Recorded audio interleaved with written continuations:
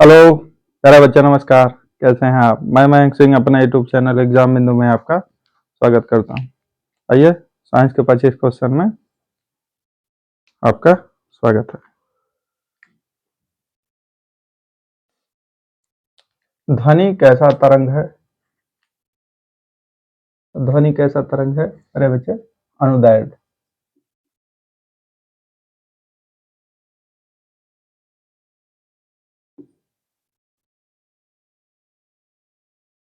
अनुदैर्ध्य तरंग क्या होता है? जब तरंग की दिशा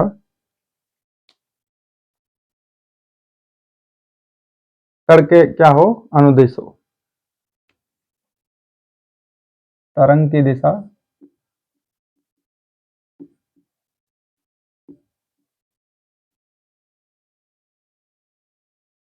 जो माध्यम के कण हो उनके अनुदिश कौन सी ध्वनि होती है?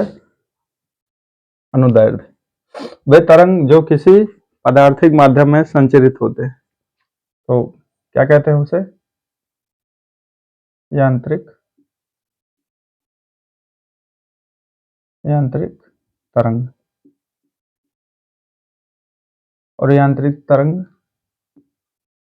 ठोस, द्रव तथा गैस तीनों माध्यम में क्या होते हैं? संचरित होते हैं। यांत्रिक तरंग कितने प्रकार के होते हैं? दो प्रकार का। एक होता है अनुप्रस्थ अनुप्रस्थ तरंग और दूसरा होता है अनुदैर्ध्य तरंग। इस बात को ध्यान रखेंगे। सभी विद्युत चुंबकीय तरंग किसकी बनी होती है?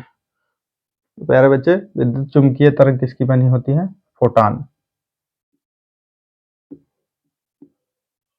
फोटॉन क्या है? तो ऊर्जा के छोटे छोटे पैकेट्स क्या कहलाते हैं? फोटॉन। ये जैसे सूर्य है और सूर्य से निकलने वाली किरण, तो इसमें क्या लगे होते हैं? ऊर्जा के छोटे छोटे बंडल। इसको क्या कहा जाता है? फोटॉन। ठीक है, इस बात को ध्यान रखेंगे। सभी विद्युत चुंबकीय तरंग किसकी बनी होती है? फोटॉन की। विद्युत चुंबकीय तरंग की अवधारणा किसने प्रस्तुत किया? तो किसने प्रस्तुत किया? मैक्सवेल ने।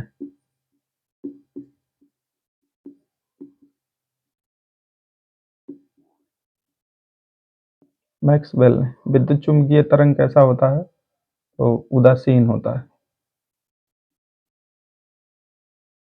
कैसा होता है? उदासीन। इसमें क्या होता है? ऊर्जा तथा संवेग होता है।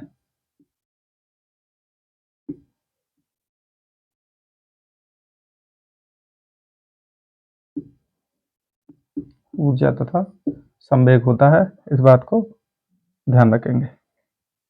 और रक्त किरण का खोज किसने किया? किसने किया था और रक्त किरण का? अर्साइल ने। किसने किया था? अर्साइल ने।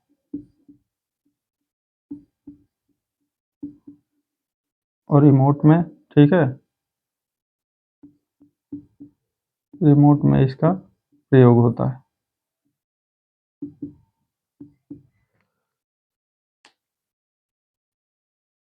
बताएंगे बच्चे। पराबैंगनी किरण का खोज किसने किया?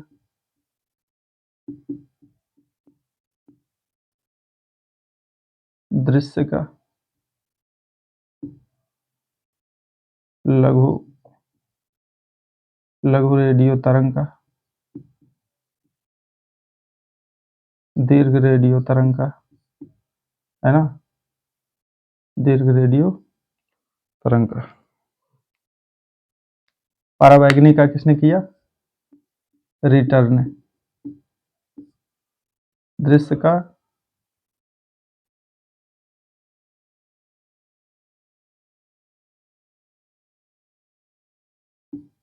विक्टर हेस। लघु रेडियो तरंग का हेनरिक हर्ट्ज।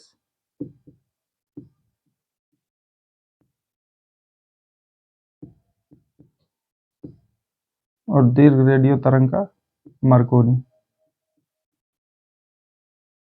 इस बात को ध्यान रखेंगे। प्रत्यास्था की सीमा के भीतर प्रतिबल सदैव विकृति के अनुक्रमानुपाती होता है। तो यह किसका नियम है? यह हुक का नियम है।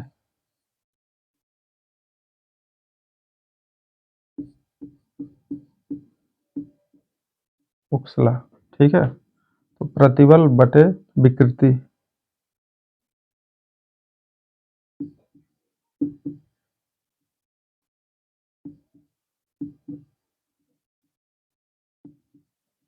ये जो है ई के बराबर है और ई को कहा जाता है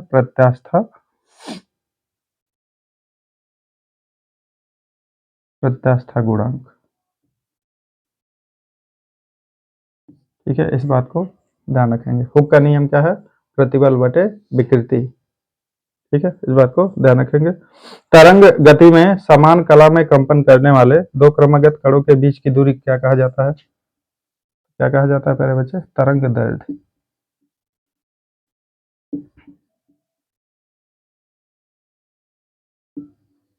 क्या कहा जाता है? तरंग दैर्ध्य, ठीक है। और तरंग दैर्ध्य में जो चाल होता है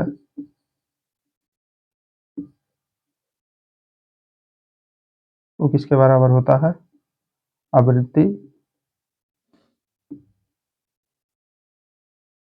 गुणे तरंग दैर्ध्य। तो v इक्वल टू क्या होता है? n lambda. इस बात को भी ध्यान रखेंगे।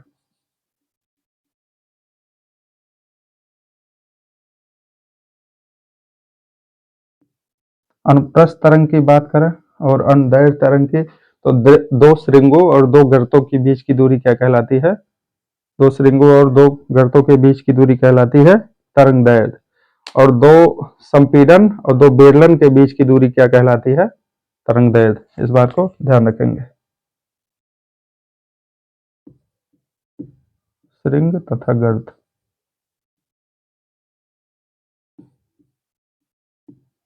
और संपीड़न तथा बेलन,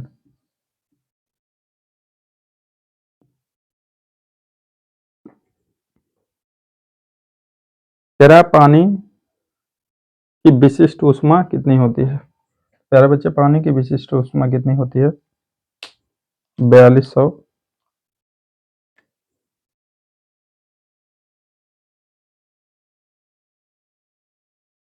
4200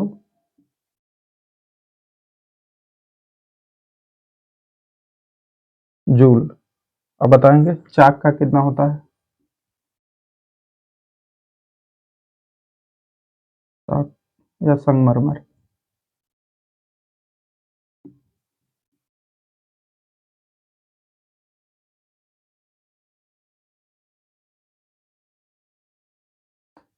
संगमरमर हो गया। पारा का कितना होता है? पारा, ठीक है। चांदी का कितना होता है? संगमरमर हो गया, पारा हो गया, चांदी हो गया। लोहा का कितना होता है?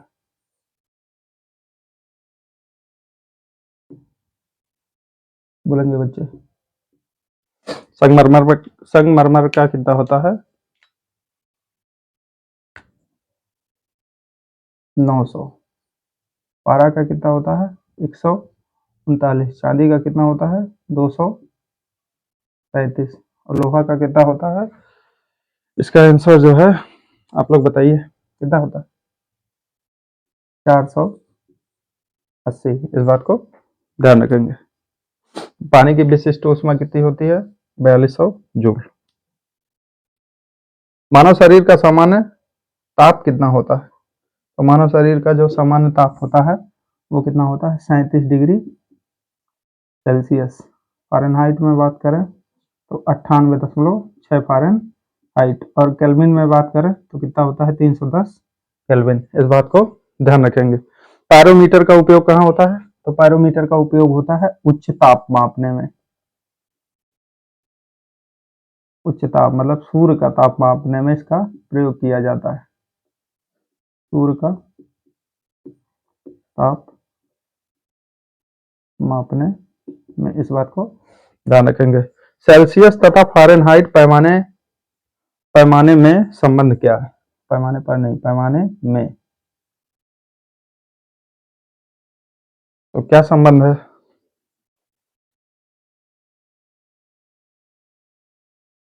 C/5 F-32/9। इस बात को ध्यान रखेंगे। C/5 बराबर F-32/9। ये सेल्सियस और फ़ारेनहाइट पैमाने में क्या है? संबंध है। और र्यूमर में क्या होता है? R/4। रैंकिंग में क्या होता है? RE। रैंकिंग में होता है 492 बटे में क्या होता है? बटे में होता है 9। इस बात को ध्यान रखेंगे। तो सेल्सियस, फ़ारेनहाइट, ठीक है, र्यूमर और रैंकिंग, इन चारों में संबंध इस प्रकार से होता है, इसे ध्यान रखेंगे। 40 डिग्री सेल्सियस माइनस 40 फ़ारेनहाइट, इन दोनों का मान क्या होता है? बराबर होता है। इस बात को ध्यान रखेंगे। द्रव तापमापी से किसका किसका ताप मापा जाता है? तो द्रव तापमापी से किसका ताप मापा जाएगा? जिनका टेम्परेचर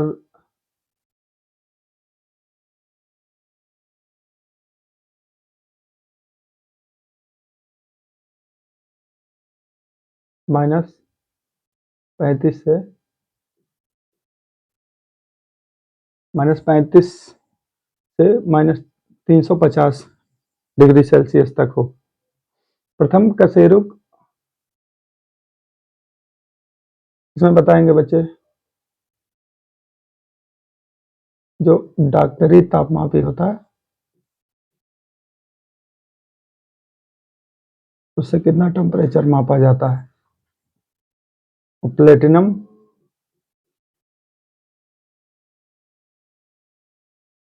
प्रतिरोध तापमापी से।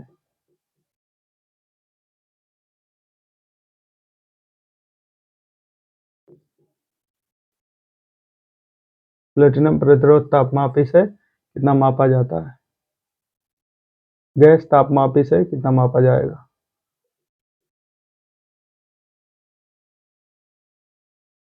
गैस तापमापी से।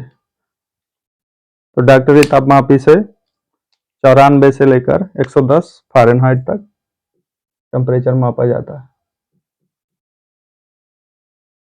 110। प्लेटिनम से कितना मापा जाता है? -200 से -1200 तक।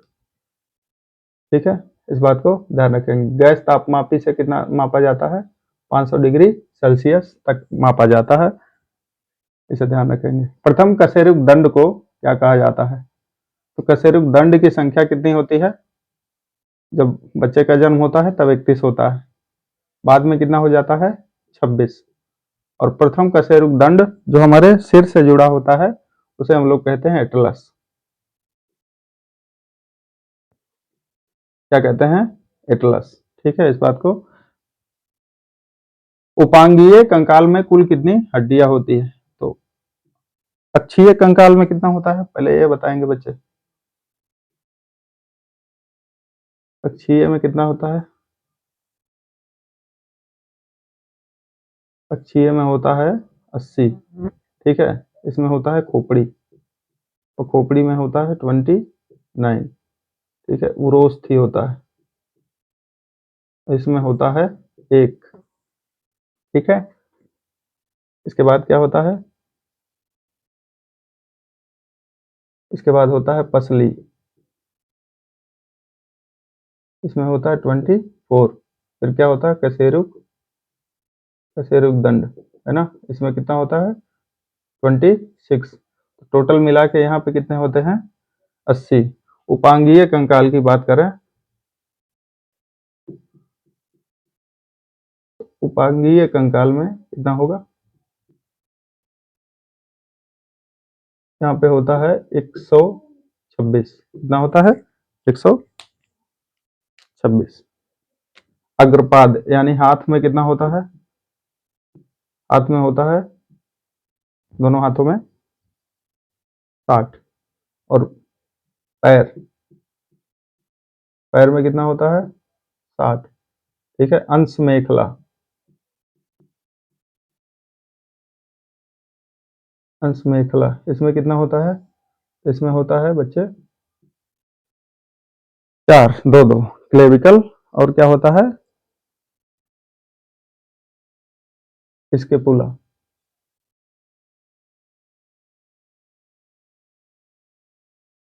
क्लेविकल। और क्या होता है? इसके पुला।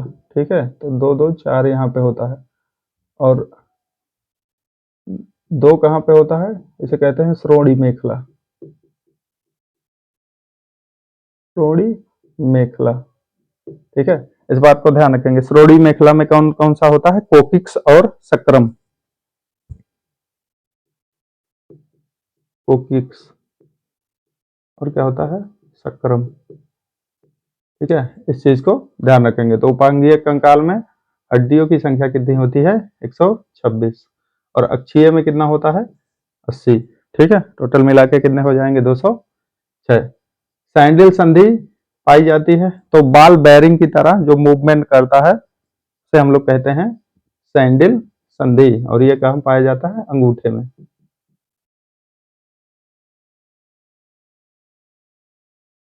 कहाँ पाया जाता है? अंगूठे में। फ्लोरोसिस क्या है? तो जल में, जो हम लोग जल उपयोग करते हैं उसमें फ्लोराइड की मात्रा बढ़ जाने से फ्लोरोसिस होता है। और इससे क्या हो जाता है? इससे जो है दांत खराब होने लगता है, दांत का खराब होना। ठीक है। और रीढ़ की हड्डी क्या हो जाएगी? मुड़ जाएगी।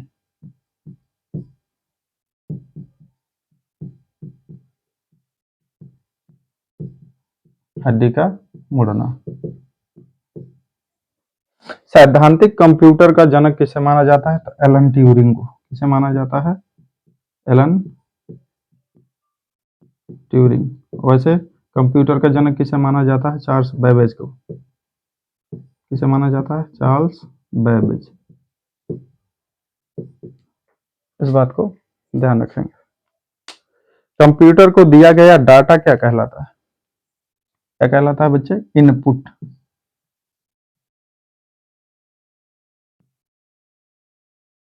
ठीक है। डाटा देते हैं तो फिर क्या होता है? प्रोसेस होता है। क्या होता है? प्रोसेस होता है। इसके बाद क्या होता है?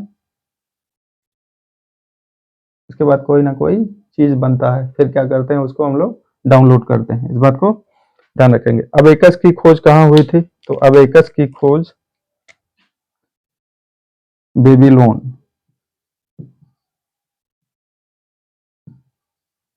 यानी चीन में हुआ था। कहाँ हुआ था? चीन में। और कागज का भी खोज कहाँ हुआ था? चीन में। इस बात को ध्यान रखेंगे। आरएनए का पूरा नाम क्या होता है? तो राइबोज न्यूक्लिक एसिड। क्या होता है? Ribose nucleic acid. आरएनए कितने प्रकार का होता है? 3 प्रकार का होता है। एक होता है मैसेंजर आरएनए, एक होता है ट्रांसफर टी आरएनए,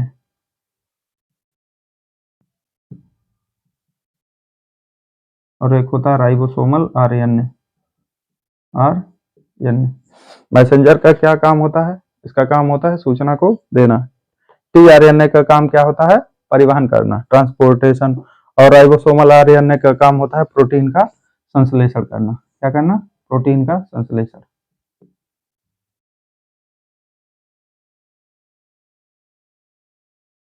संश्लेषण।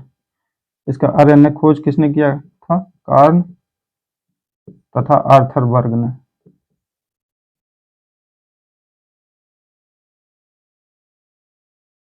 और कैसी इसकी संरचना कैसी होती है? एकल कुंडली होती है। इस बात को ध्यान रखेंगे। डीएनए से आरएनए का बनना क्या कहलाता है? डीएनए से आरएनए का बनना तो कहलाता है ट्रांसक्रिप्शन।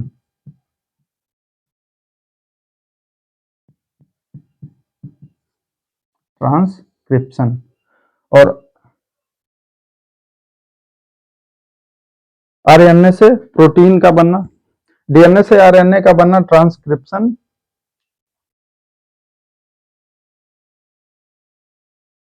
आरएनए से प्रोटीन का बनना क्या कहलाता है? ट्रांसलेशन। क्या कहलाता है? ट्रांसलेशन। इस बात को ध्यान रखेंगे, ठीक है।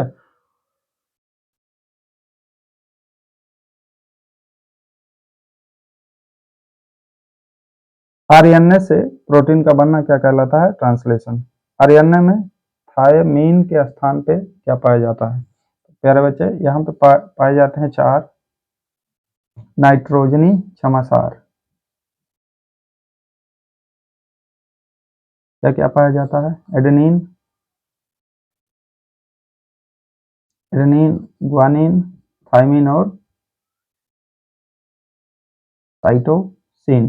एडेनिन, ग्वानिन, थायमीन और साइटोसिन। तो थायमीन के स्थान पे आरएनए में क्या पाया जाता है? यूरेसिल। क्या पाया जाता है?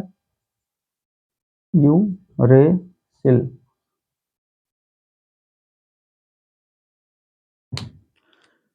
डीएनए से आरएनए का बनना क्या कहलाता है? ट्रांसक्रिप्शन। और आप बताएंगे आरएनए से डीएनए का बनना क्या कहलाता है? इसका आंसर कमेंट बॉक्स में देंगे। आरएनए से प्रोटीन का बनना क्या कहलाएगा? ट्रांसलेशन। आरएनए में थायमीन के स्थान पे क्या पाया जाता है? तो थायमीन के स्थान पे क्या पाया जाएगा? यूरेसिल पाया जाएगा। वीडियो कैसा लगा कमेंट में बताएं और अपनी तैयारी को अच्छा रखें। चैनल को सब्सक्राइब कर लें।